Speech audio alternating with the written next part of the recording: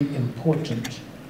But then I'll lament it this way, that I did a paper that I presented at UWI.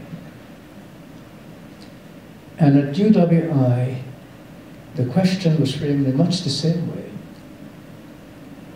What would Pan-Africanism look like in the immediate future? Well, you have to remember that the word Africa and the African meant a certain kind of person. So when I was growing up, you said African, we know what you meant. You meant a black person. But today, we've got white Africans, we've got Arab Africans, we've got all kinds of Africans, but there's no real African. So an African now has become a black man, right? Or maybe a Nigerian or something else. And I'm saying that, so when we talk about Pan-Africanism, what are we talking about?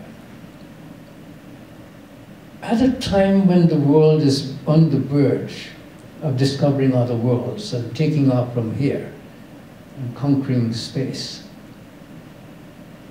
those very people who came and took all of those lands you saw up there, about 12 million square miles of land that indigenous people were living on, they just took it. And they took this continent lock, stock, and barrel, all of it. And then we had to fight to get it back with different languages and different monies, and the only one that really stayed intact was Ethiopia to some extent. Right? And even Libya, that was thriving so well. Did you know there were large populations of black people living in the Sahara? 6,000 years ago, 8,000 years, with their own life. Paintings in caves, Tassili and Algiers, right? Showing active life, people raising their cattle, swimming, of black people. You can't mistake the images. These are paintings engraved on the wall, 8,000-year-old paintings of the caves. They exist right now. If you're interested in anthropological work, archaeological work, there's great opportunities to help rediscover your own history.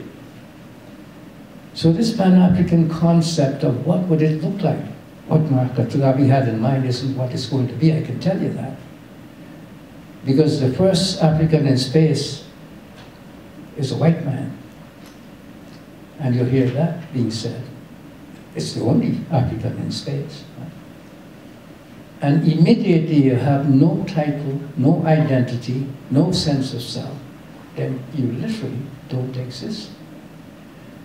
So I see people are getting a little bit tired now. It's been a long night for you. I could go on with this forever, but I didn't quite come prepared to speak on that topic. But I'm glad that I did touch on that, because there are other things that I'm doing. But I'll give you this little synopsis about myself, because I've traveled quite a bit myself, and I've done quite a few documentaries.